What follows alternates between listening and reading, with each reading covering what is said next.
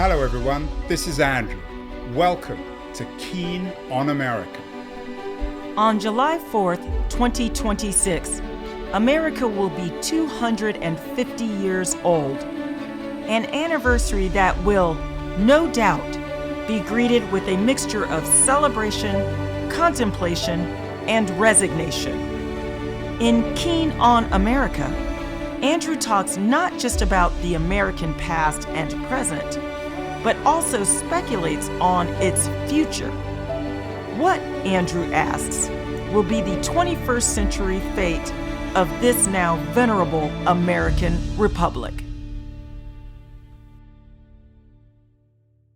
Hello everybody. A couple of weeks ago I saw a wonderful movie, Michael B. Jordan's Sinners. The more I think about it, the better it becomes.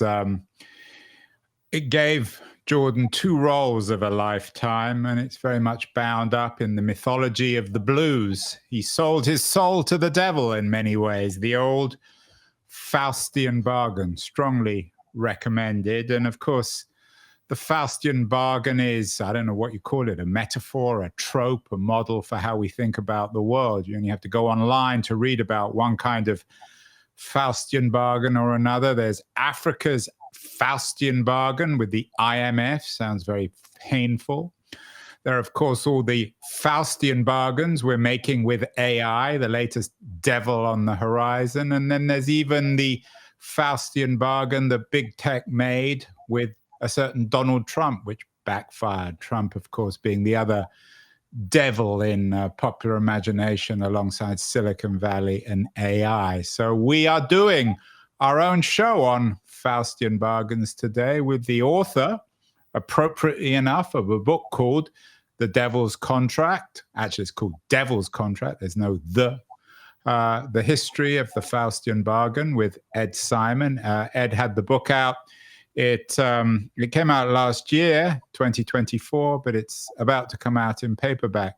So Ed, congratulations on the book. This seems to be, do we call it, you're a literary man. You teach literature at Carnegie Mellon in Pittsburgh.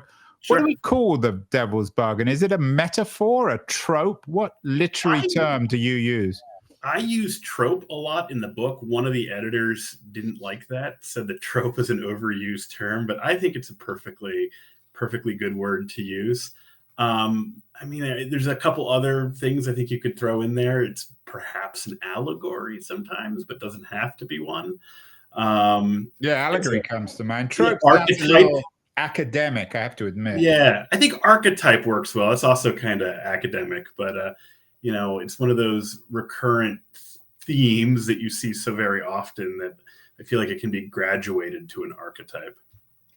Your book is a history of the Faustian bargain, which is mostly focused, I think, on the Faustian bargain in the European tradition. But I'm guessing, Ed, that ever since we've existed as a species, or at least we've been able to talk and tell each other stories, that there's been some notion of the Faustian bargain. Do you think that's true?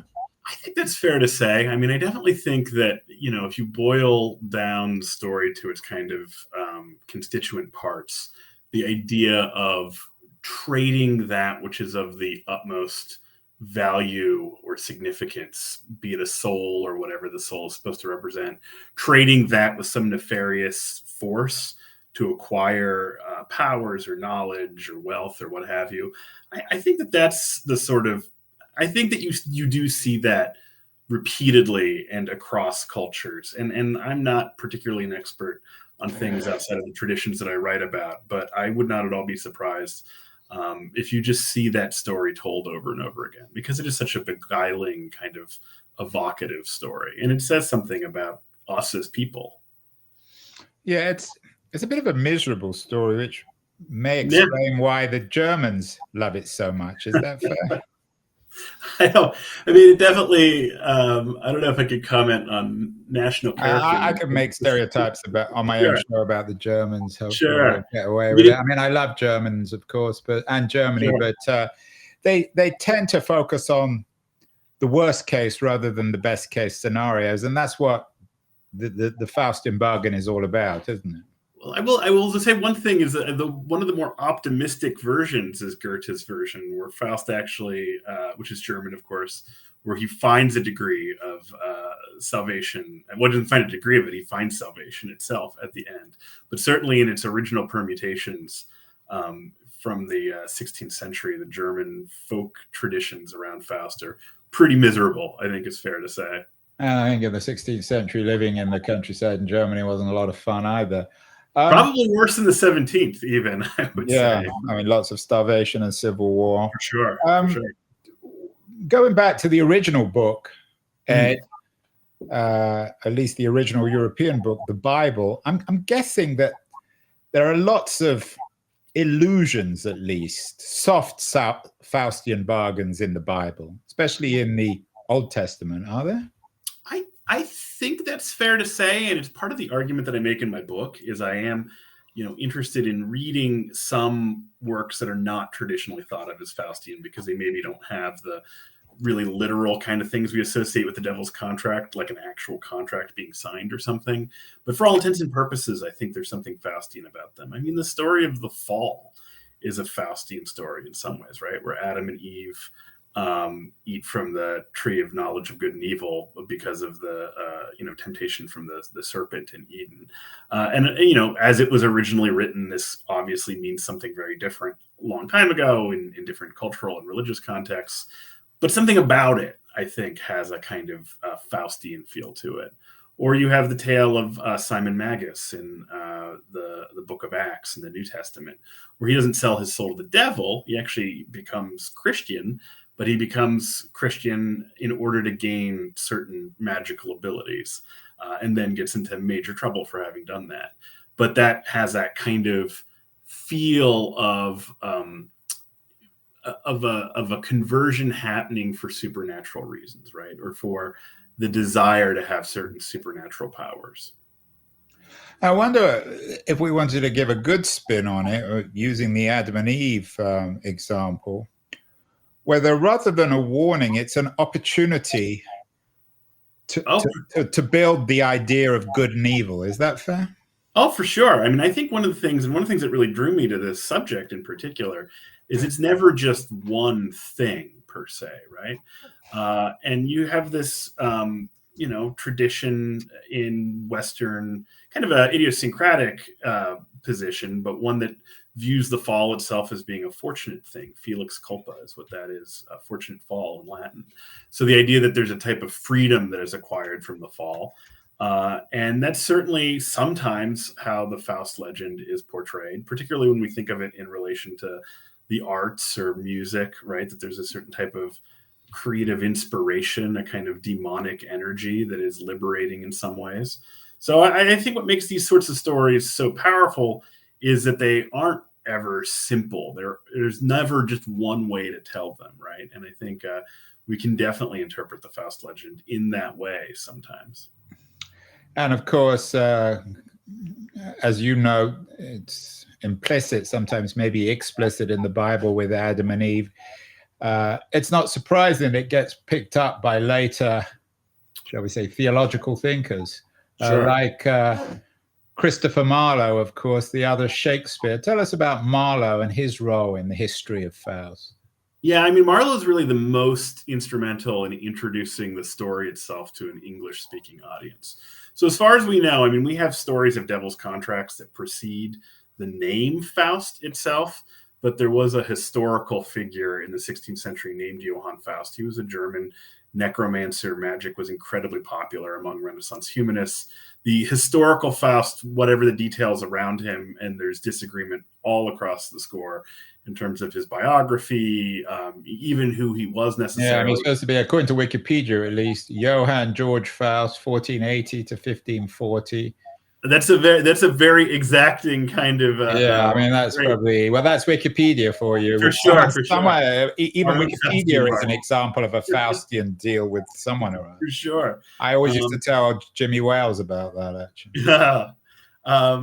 But yeah, so there may have been, there's at least somebody that the story is based on, and he died. And there were a series of Faust books, they were called, that were published that told tale of what had happened to him. And it was kind of a cautionary tale about, playing around with forces that are larger than your control. Don't get above yourself. It's like, exactly. Yeah. And then some again, of I don't mean to pick on the Germans, but a very German sort of thing.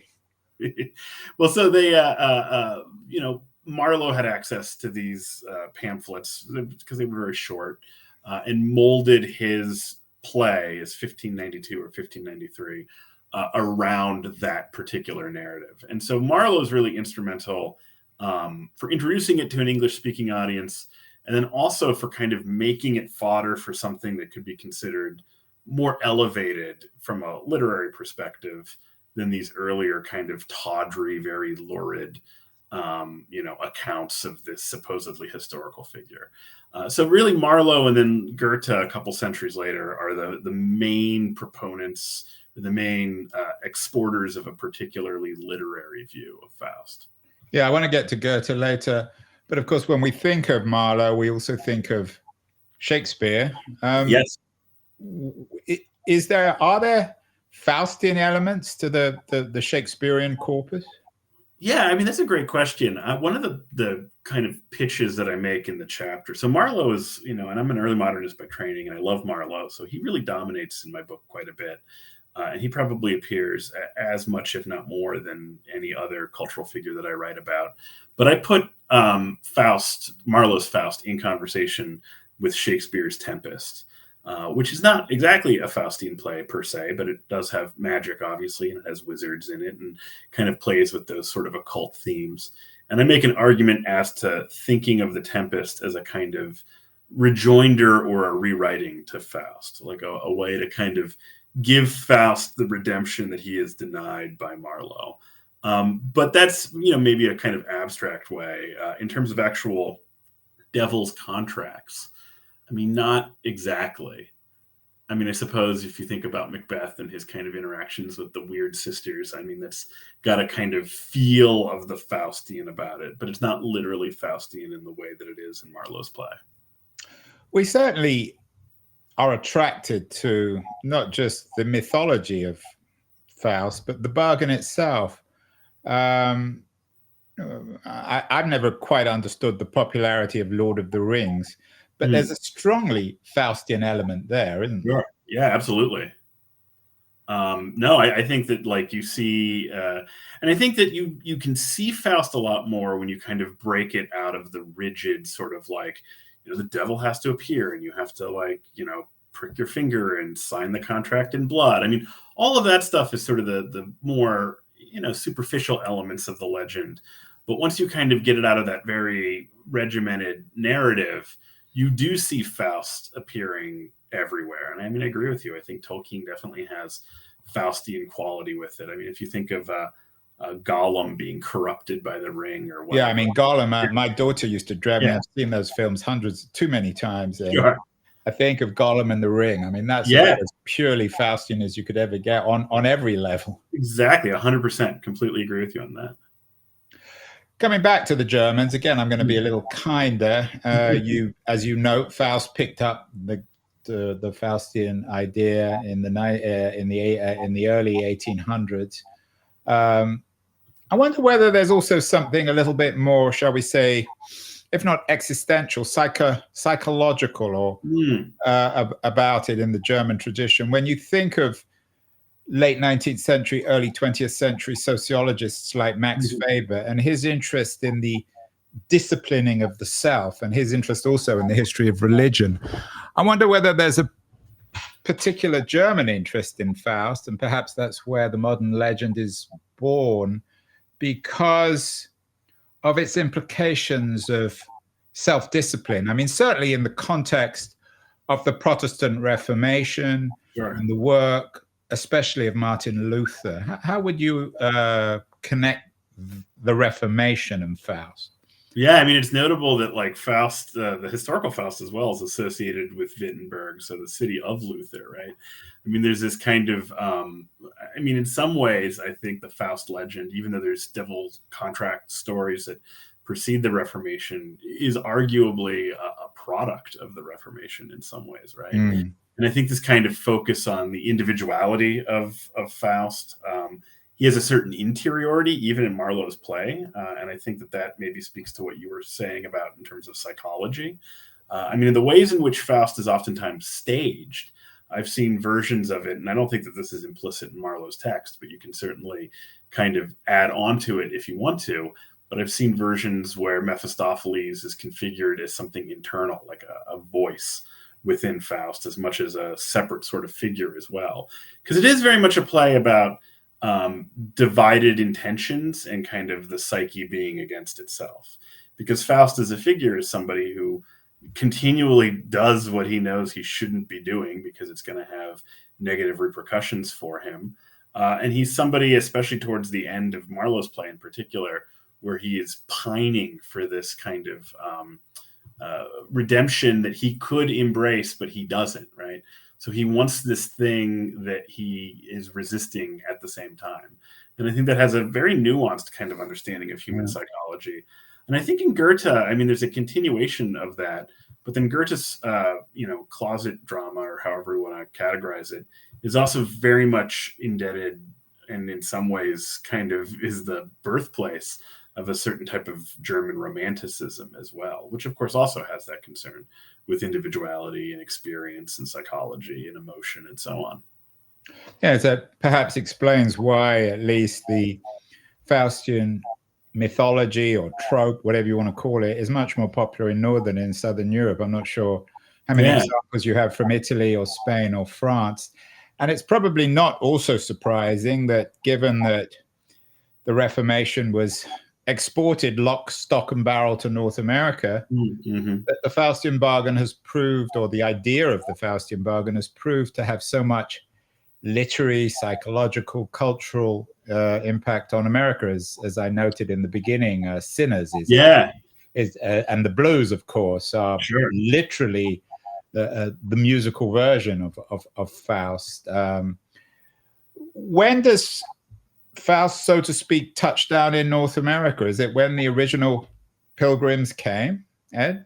That's an interesting question. I think in a folkloric way, there's tales of Faust back to the 18th century in the United States. I mean, Marlowe as a figure and nobody theatrical for the most part, would have been particularly embraced by the Puritans. So it doesn't come in through that way per se. But I do think, you have stories like Thomas Moulton, who was supposedly a historical figure. He was a officer in the Revolutionary War, American officer. He's called the Yankee Faust sometimes. And one of the things that's interesting there is I think there's a particularly American type of version of the Faust legend. So in this story, and it's not like a high art kind of thing by any means, it's just kind of a fairy tale, but he sells his soul to the devil, whereby he gets to keep his soul if the devil can't fill up his boots with gold. And so Thomas Moulton puts out his boots, but he cuts holes in the floorboard. And so the devil dumps a bunch of gold in, and it goes into the basement or the root cellar or whatever beneath the house. And apparently the devil has a lot of gold, but still a finite amount. So he doesn't fill up the boots. And in this way, the Yankee Faust tricks the devil. So that's like a very, I think, not universally American thing, but a kind of a way in which it's a popular alteration to the legend. And that to me seems like a very American kind of rugged individualist, bootstrapping, kind of like wily trickster confidence figure who can, in the words of Chris Christopherson, maybe not beat the devil, but drink his beer, right? But that's got its own complexities to it. And in the Moulton story, the devil comes back and just burns down his house. So there's still repercussions for tricking the devil. You don't get out of it alive. What about the implications for violence and, shall we say, intolerance and punishment?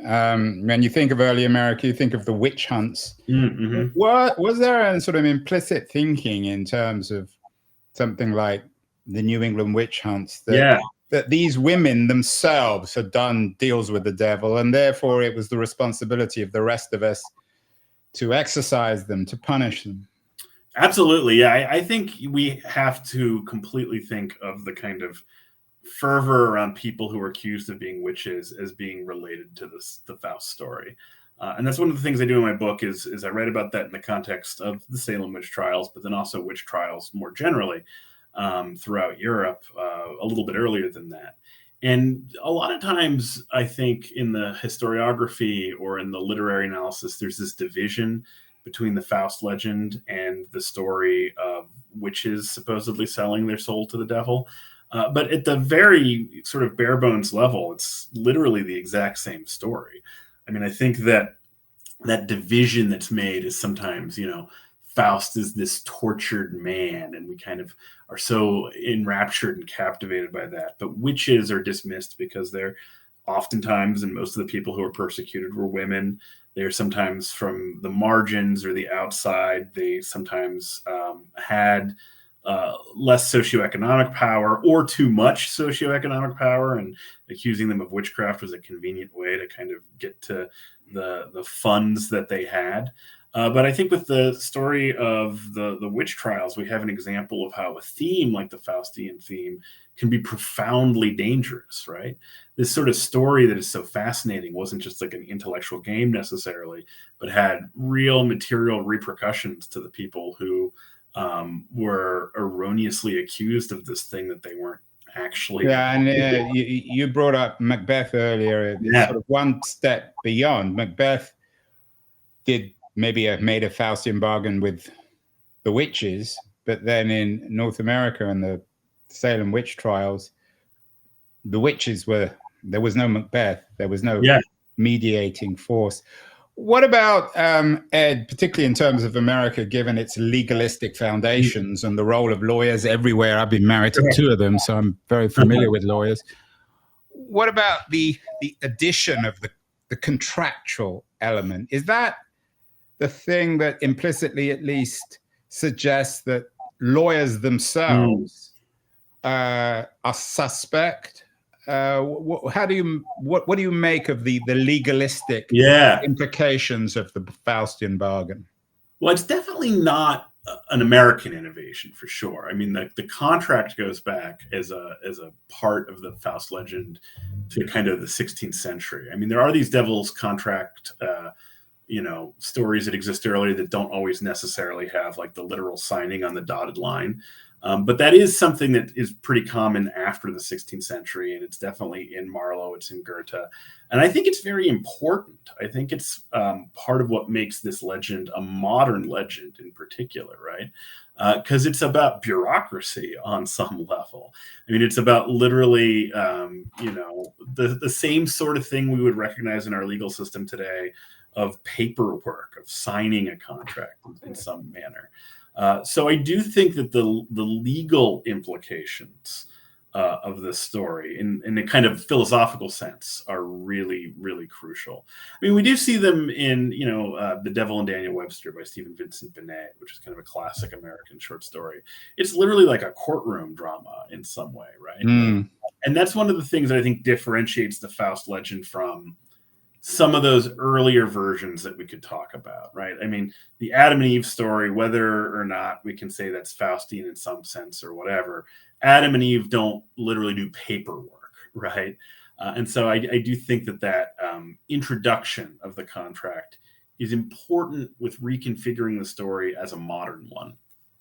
Yeah, and of course, you could also incorporate capitalism into this, maybe in some of Marx's literary allusions. There's a Faustian element, and you mentioned bureaucracy. I think there's an element also in Kafka, who has exported that Middle European tradition to critique bureaucracy. So there's a great deal to it. I mean, my favorite modern book, which outlines the Faustian bargain, is Picture of Dorian Gray by Oscar Wilde. I mean, that is the most, in my mind at least, perfect warning about the Faustian bargain. What do you make of this book, and what are your favorite modern versions? Favorite modern versions. I mean, I love Oscar Wilde. I love The Picture of Dorian Gray, and I touch on it briefly in Devil's Contract. For modern versions, I really do enjoy Thomas Mann's novel from Another German. Another German, yeah. Kind of a German fully aware of the implications of being a German too, which I think is what makes it right. Yeah. I mean, given his history and what happened in Germany in the 30s and 40s. For sure, yeah. And I think he was one of the things, I talk a lot about totalitarianism and fascism in particular as a type of Faustian politics. And Thomas Mann is such a fascinating figure because when he was younger, in the years after World War I, he had this, more than a flirtation with kind of far-right politics, and wrote, very fervent kind of long, turgid screeds about, nationalism and this kind of embrace of the fatherland and whatnot. And then, of course, as a refugee from Nazi Germany, he became a very eloquent spokesperson for liberal democracy. Yeah, we did a whole show actually on Mann. And... Oh, really? Yeah, it was recently was it his 150th birthday recently? Yeah, there's a Mann Institute in Los Angeles. And yeah. And so I think that he, one of the important things with Thomas Mann is he's aware of the allure of irrationalism, which a lot of what the Faust legend is, and one of the things I argue, is that it's about giving in to a certain type of irrationalism. Because the contract itself is clearly irrational. Like, if you know that the devil is real and that the devil collects souls at the end of your life, then you'd never sign on the dotted line. And yet these characters continually do, right? So part of what I think Mann is so effective with is explaining why people don't act in their own best interest in that way. Yeah, you mentioned your interest in totalitarianism. Of course, the most famous historian of totalitarianism is Hannah Arendt. Yes. She wrote a huge book about it, the book on totalitarianism. She was also embroiled in an enormously interesting controversy, as most people know, over interpretations of the Holocaust. Her book, Eichmann in Jerusalem, and with its notion of the banality of Israel, was enormous. Not the banality of Israel, the banality of evil. That was a Freudian error. Was enormously controversial in the way in which, for some people at least, she was transforming the Eichmann into a banal figure. Maybe the devil is banal. What would you make of that in terms of the history of the Faustian bargain? Is there debate about the morality of the devil? Yeah, I mean, the devil is such a multi-variable cipher, right? I mean, he can be everything from a symbol of absolute evil to man's fallen depravity, right. from a thoughtless bureaucrat in a mind to the pure evil of the Nazi death camp commandant. And I think that you see a shift even in medieval depictions of the devil. The devil's not particularly frightening per se. I mean, in a lot of medieval morality plays, he's kind of a figure of fun. He's sort of just kind of stupid and this kind of farting, squawking, ridiculous figure. But then by the time of Marlowe, he is transformed into this very sort of ultimate, absolute, terrifying figure. But you can read him through Milton as somebody who's seen as a kind of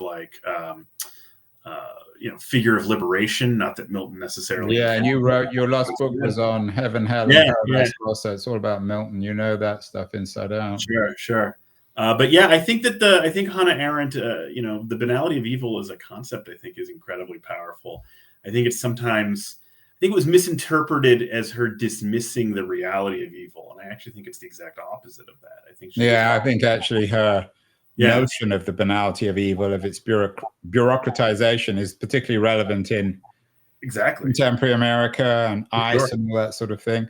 Yeah, the one thing we haven't talked about yet, which I'm guessing is a particularly important piece of the history of the Faustian bargain, is sex and sexuality. We touched on Freud earlier. How central can or should sex be in the Faustian bargain, in the history of lust? I mean, we touched on Adam and Eve, which is a story of lust or of warnings about lust. I mean, it's implicit in there, or sometimes it's explicit, right? I mean, one of the things I think of in Marlowe, I always go back to Marlowe because it's probably my favorite historical version. But the demoness, the succubus who comes in the form of Helen of Troy, and that's that great line: "Was this the face that launched 1,000 ships? It toppled the towers of Illyrium," from Marlowe, right? And I think that it's interesting because it's a depiction of lust in its purest form is separated from love, because Faust is attracted to this simulacra, this person who's literally not Helen of Troy, but looks like Helen of Troy, and is a demon, is a succubus, right? And he knows that she's not actually Helen of Troy. So it's this kind of loveless sexuality, right? This kind of sex that is divorced from any type of human connection. And I think that's oftentimes a recurring theme. I mean, in Mann's novel, for example, the Dr. Faustus, his novel. Yes, correct. Who's the composer, has his kind of fantasies of what he is seeing, these kind of demonic visions, because he's got tertiary syphilis and he's losing his mind, right? So we do have this kind of sometimes puritanical understanding of sexuality that permeates the legend as well. As it happened, I'm not sure these are connected. Hannah Arendt's father died of syphilis. Oh, I know that. Maybe another Faustian deal somewhere along the line. You talked about simulacra, the appearance of something that isn't really true. What about these Faustian deals with things that don't appear to be alive? Yeah. I mentioned earlier AI, lots of pieces all over the media about how we're doing a Faustian bargain with AI, that it's promising something that will ultimately result in our own slavery. Is there a long literary history of this with the invention of smart machines? I know that, again, this was a Central European concept, and of course it comes out of the idea of the golem. Yeah. No, for sure. I mean, I do think that kind of, the idea of artificial life being created by people and having negative repercussions is definitely a close sibling, I think, to Faust. I read about Frankenstein in the... Which is another very rich literary vein. Exactly, yeah. Or a lesser known text, but one that's actually contemporaneous to Marlowe's play is there's something by Robert Greene, who was a playwright in the 1590s, called Friar Bacon and Friar Bungay. And it's about two mendicants that build a brazen head. So it's kind of giant mechanical magical head that answers questions, but it comes across very much like a computer, reading it in like a modern context. But then that's one of the things that I really deal with quite a bit in the final chapter of the book, is the ways in which contemporary technology and artificial intelligence in particular have almost what seems to me like a shockingly obvious kind of Faustian gloss to it, to a certain extent, right? I mean, so much of artificial intelligence seems like a classic Faustian, I mean, down to the magic of it, right? That you can conjure things out of nothing. You can have whole books and paintings appear that required seemingly no work. But then, what it does to us intellectually and economically and spiritually, right? Or ecologically, for that matter. Or politically. I mean, I noted that big tech's Faustian bargain with Trump backfired. Right. Maybe big tech is as much a victim of this as the rest of us. That's one of the things too, is I think it's interesting that there's a lot of like mutual Fausts and mutual Mephistopheles, right? Like, I think sometimes everyone involved is kind of both of those figures sometimes. And I think that's something about like the negotiations between thieves when both sides aren't great. But I mean, I think that AI in particular is just tremendously Faustian. When I read about like the environmental damage of like the massive servers that they have, you kind of think to yourself, how could it get any worse than it already was, right? Like, in addition to the kind of everything that we can say right now that's disturbing about artificial intelligence, the fact that it contributes so much to anthropogenic climate change is just like one more damning thing about it, right? And it's so much bound up in the casino-like capitalism of the early 21st century. Absolutely. Ed, I don't usually like to do this because there's too much spoken about Trump these days, but I have to end with him. Sure. Again, there's something almost absurdly Faustian about him. He could have been invented by a literary thinker, a professor like yourself. How would you interpret Trump in the history of Faustian bargains? Is he the ultimate Faustian figure? Is he the lawyer? Is he the guy we've done the deal with? I think he's a tremendously Mephistophelian figure. I think he is the kind of demonic figure there. And it's so fascinating to me when you see all of these people who continually capitulate to him and then are surprised when he betrays even them. Lawyers who generally are in the business of not capitulating, For sure. And it's incredible. And it speaks, I think, to the fundamental irrationalism of those who think, well, I'll sign a deal with the devil, but I'll be the first one to win, right? I have a piece that I've written that hasn't come out yet where I talk about J.D. Vance, and I talked about J.D. Vance. Yeah, Vance is a very, very good example. Very Faustian figure. It's fascinating. I don't know how many years ago it was, but he's on record as having referred to Trump as being a potential Hitler, right? So Vance, he's a smart guy. He's fully aware of what Trump is like. Bless you. He's completely aware of the score, and yet he is willing to seemingly abandon whatever principles he may have had in the past and to kind of endanger his family, and to embrace this position for power alone. And like everyone knows that J.D. Vance is going to be betrayed by Trump someday. Yeah, I mean, it's so obvious. I mean, exactly that happened with Musk. Well, let's end, Ed. Yeah. Sure. On some good news. What happens to Faust? Does he ultimately disintegrate? I mean, depends on the rather version. bad ending in The Picture of Dorian Gray. Can we hope for a bad ending to this? I think he has a happy ending in Goethe. He did? Oh, the Germans. I know, unexpectedly, right? This brief optimistic moment. I don't know. I think one of the things that I try to be, some of the criticism I've heard is the kind of like, if you the tendency to see everything as a hammer or something, right? Like, if you have a hammer, everything looks like a nail. Exactly, that's it. Thank you. So I don't think that everything is a Faust. In other words, if you've written Devil's Contract, everyone looks like Faust. Exactly. I do think that there's something to be said with being aware of our own propensity towards irrationalism, right?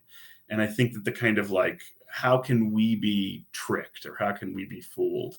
And being aware of those weaknesses in our own soul. I think there's like a real power to that, the kind of cautionary warning of it. In terms of our own Faustian moment right now, what the end of that is, your guess is as good as mine in that regard. Well, you've given us some good warning, Ed. Keep your distance from anything that looks too good to be true.